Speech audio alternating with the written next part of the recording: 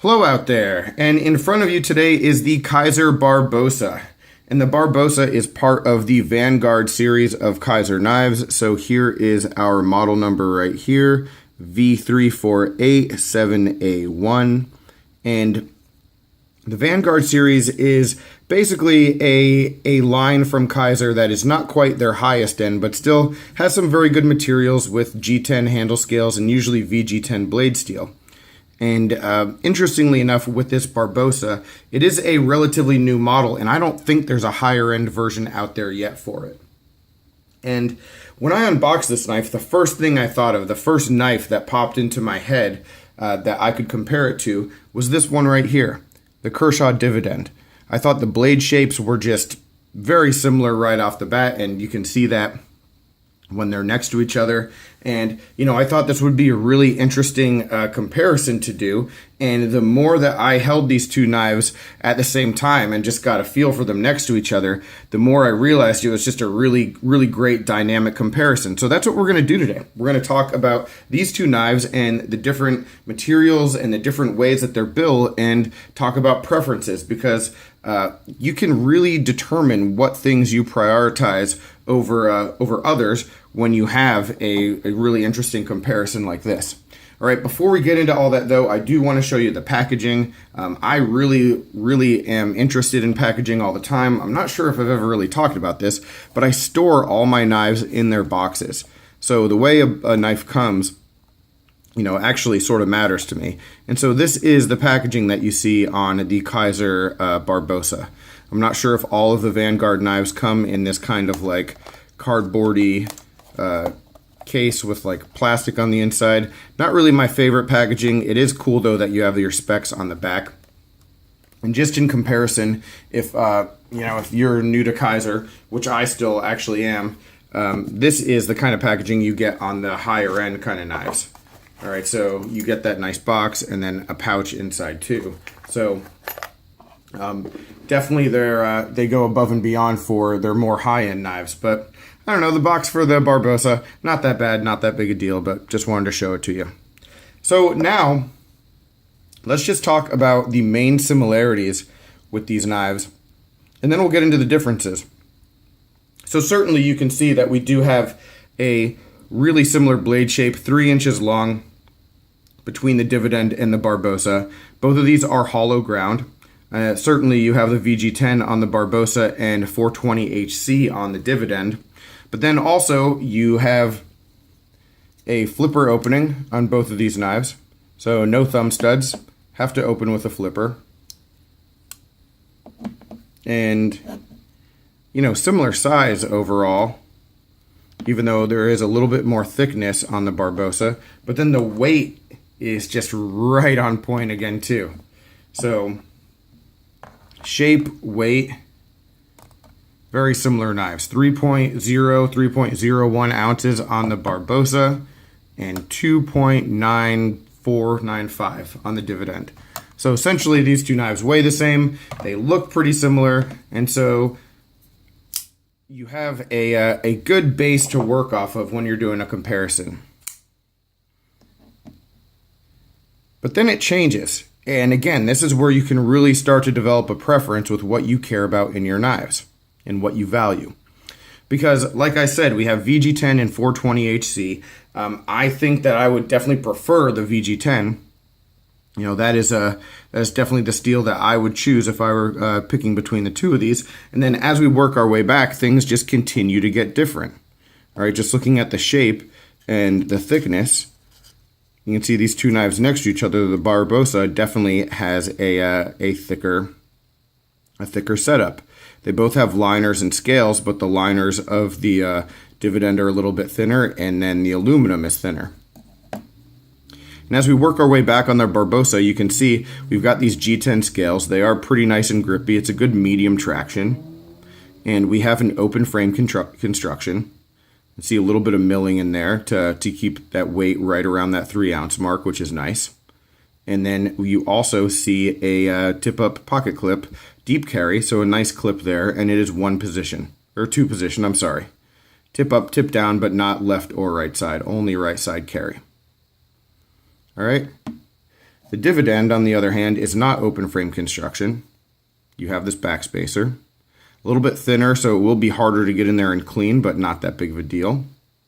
This powder coating on the aluminum scale is really similar to, say, a Benchmade 940 kind of coating. It's got a good texture to it, so it's not slick by any means. So even though I prefer G10, I do really like the coating. And then as we work our way back, you can see we do have a 4-position pocket clip. Not really deep carry, but it is really versatile in that regard. All right, and so starting to see a few differences, but then a couple big ones jump out at you. You know, and like I said, with the Barbosa, I really like the G10. Even though the aluminum on the Dividend is good, I prefer the G10. I always prefer G10 just because my hands tend to sweat or I get clammy, whatever it is. Any kind of slickness that is that adds to a knife is no good for me. So if I can get G10, I take that almost every chance I get. All right, and now when we get to opening and closing, both of these knives are flipper openers, like I said, no thumb studs, and what we have with the Barbosa is just a really, really nice and smooth action on this. We're running on some bearings, and I mean, it's just very, very good. So you like to see that in a knife, just a nice manual flipper. I'm a big fan of manual flippers, so I like that a whole lot. A big win there. You know, and while the action on the Dividend is actually pretty good, you know, it's a good snappy action. I like the speed safe on this knife. I'm not a hater of speed safe by any stretch of the imagination. And we do have bronze washers in there. So while while I really do like the speed safe, I certainly will prefer, you know, a manual flipper over the assisted action. So at this point, you know, I prefer the VG10. I prefer the G10. You know, I actually prefer the deep carry pocket clip, and I don't need, I don't need it to be reversible the left side. So I prefer the clip on the Barbosa. And even though I like all these things on the Dividend, the Barbosa is just in front in terms of what I care about and what I like the most.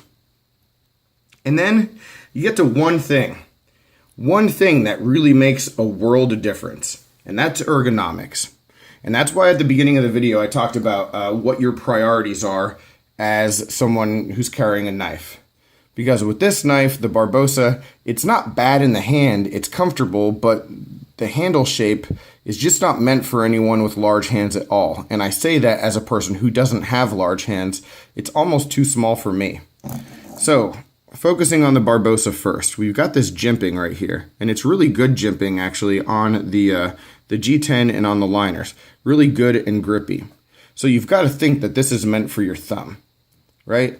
So if this is meant for your thumb to get grip, look at how much of my hand is just hanging off the back of the knife. All right, look at, I have 2 fingers, 3 fingers here, and then, I don't know, the 4th finger doesn't really get a good grip, and so it doesn't feel that comfortable, and it doesn't feel that secure in my hand. The only way that this knife actually really feels secure is if I'm choked up all the way like this. And again, there's no hot spots, it's nicely crafted, but you know, it's just not that smart thought out, I guess is the phrase. You know, you could choke up and then push back with your thumb, but this is just not a realistic, like holding it like this, you can't really see on camera, but like it just doesn't feel like a realistic way of holding the knife. I would never actually use the knife this way. My thumb would definitely slide up if I were doing that, you know? So, you know, it's just odd. And it doesn't work out really well for me, and I'm sure anyone with larger hands than mine, which are a lot of you, would have the same issues. And the Dividend is completely different when it comes to ergonomic. You don't have any jimping on this knife at all, but just the way that the flipper creates this spot for your forefingers, and look at how all of my fingers fit on the knife. I mean, it is perfectly comfortable. 0 hot spots, and really nicely machined on all our edges, so it's not sharp at all. It locks in nicely, not slick on the aluminum. I just really, really like the way this knife fits in the hand. And I actually said that, now that I think about it, in my review of the Dividend. The Dividend that I reviewed was the glass-filled nylon version. And I think I said something to the effect of, man, I wish I'd gotten the aluminum, because the aluminum one wouldn't slide around because it's just so nicely ergonomic. And so when we get back to priorities and what matters the most, for me, if I had to choose one of these two knives, even though I really like the Kizer, I would take the Dividend in a heartbeat.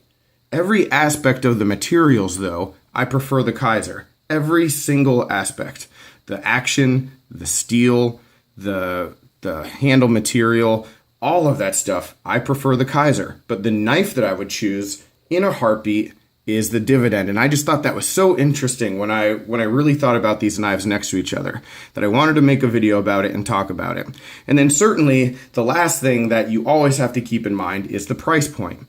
So right around $40, $41, I think, on Blade HQ for the Dividend, and $70 for the Kizer.